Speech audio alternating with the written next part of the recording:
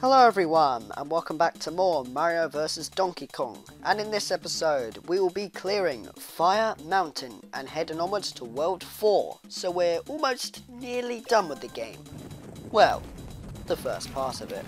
Yes, and I have to do a backflip, you don't have to tell me again. It's funny how it tells you twice in that bit. I don't know why it does that, but I guess it's just to remind you of something for people who don't know. But I've played this game a lot, so I know what I'm doing. I'm alright. There's also a useful thing.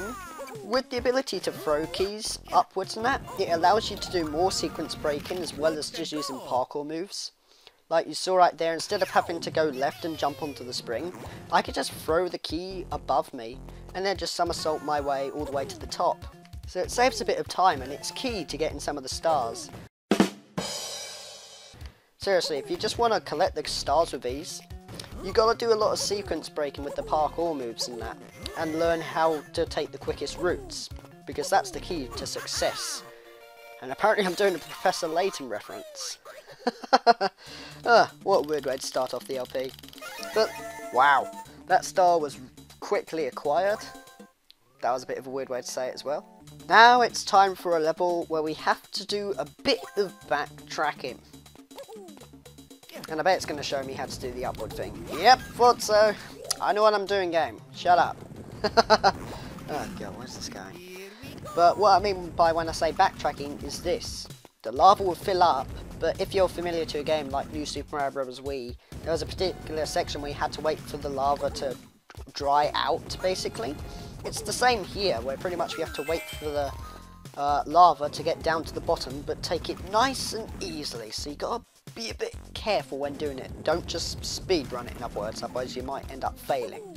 But if you do, you know, just try again and all that, because it is possible to just quit the game by going to exit level and that. Speaking of which, there's a thing I recently discovered which I do not get at all. For some point in the game, when you clear a level, you can exit the level with ease and that. But if you're basically doing a level that you haven't cleared yet and you choose exit level, you lose a life. But when you have cleared the level and you just want to retry it, when you click exit level you don't waste a life. But even if you just retry after doing a level you cleared in the past, you have to use a life, which does not make any sense. It beats the purpose of having a retry button, because surely it's supposed to be it saves you going back all the way to the main menu in order to get it. But instead they just decide to do it even when you clear the levels. It makes no sense whatsoever, but it doesn't make the game bad. A game can have flaws, but it can also be good. And there's that really weird static sound again. Maybe somebody's breathing fire in the background or something. Bereaving. I can't pronounce things today at all. Well, I reckon that went a bit better than the last episode. So now we're going to move on to the level where we have to collect the mini Marios. And honestly, I don't mind them, but they are sort of annoying. But then again, you know, even if a game's good, it's got to have some flaws or else you don't know what to talk about. Especially with LPs like what I'm doing. Let's go, little guy. Again, you know, Charles Martinet, or should I say Martinet, as some people pronounce it. His voice in this game is just brilliant. Some of you may hate it, but I for one love his voice in this game. Very cheesy, very funny, and it's just my cup of tea, as we say in this country. But basically, this one's a little bit more difficult than the other ones. You have to do a lot of waiting, which is kind of annoying. That's probably the only part that I don't like about some of these mini Mario missions, is you have to do a bit of waiting in order to get some things, which kind of is a bit tedious, but not too bad in some places. As long as you know what you're doing, it's okay, but it's when you don't know what you're doing and you're trying to get the star, then it can be a really big pain in the butt. But if you just follow what I was doing there, then you should be okay. And honestly, the boss in this is pretty disappointing, if you ask me.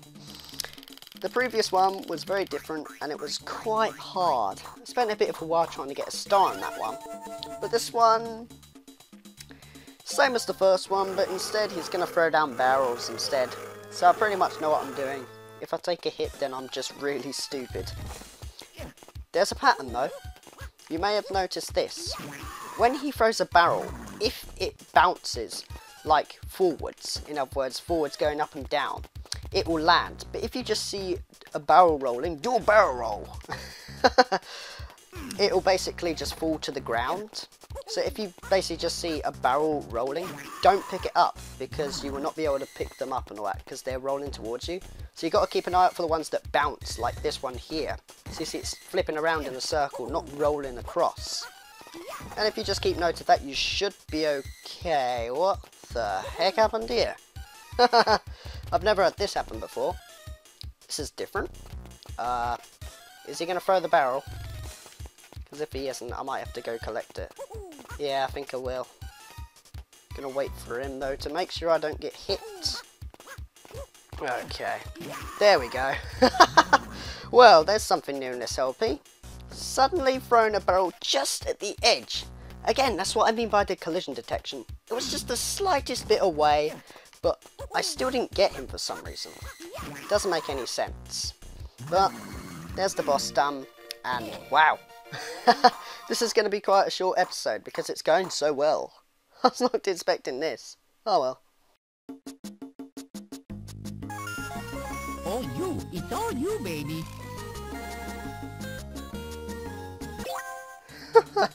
Sorry. You may think of me as a crazy person for just laughing at his voice, but I just love it a bit. Makes the game good. I like it a lot.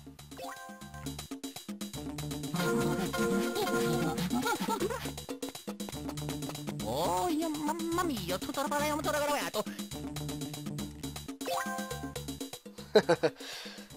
God, I'm going nuts. Anyway, well, this has been pretty short. I was not expecting it to go by this fast and all, so I guess we could just do one level or something, I guess. I might as well just make this a one-off LP or something for this episode, because that went by so quick. Like, even before editing, my timer says 7 minutes. I managed to do all that in 7 minutes. That's crazy.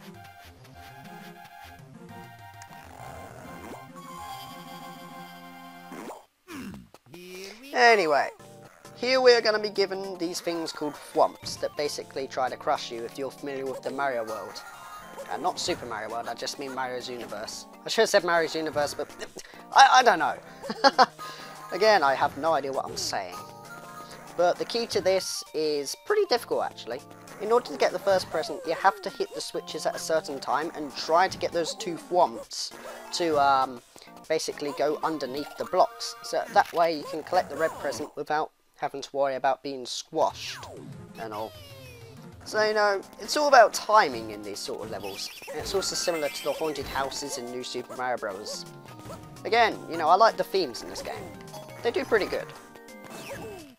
I also think that the paintings in the background, you know, with like the purple ghosts, are meant to be boos or something, but purple. I don't know, I could be wrong about that, but that's just my theory. Nah, I'm not going to say it or else that'll be copyright. And I think you know what I was about to say there as well.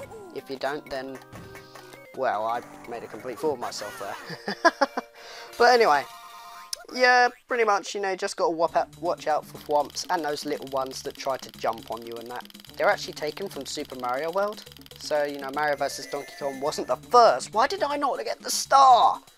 Oh, really? So I was like 700 points away. Brilliant. Okay, there we go. This time I did a backflip instead of taking the ladder. So now hopefully this should be the star. Is it? What? Again? I swear I was quick. Huh?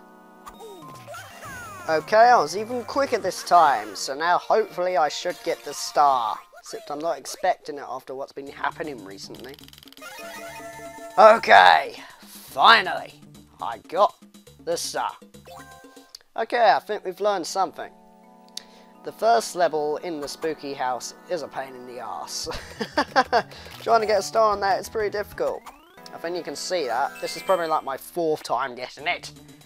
But, even still, well, that took up a lot of time. For just one level as well. So, I reckon, like the usual thing, we're going to call things off here. In the next episode of Mario vs Donkey Kong, we will be going through more of Spooky House. Not moving onwards to it, I mean more. Because I'm ending off the episode in a weird note here. And in a bit of a weird word too.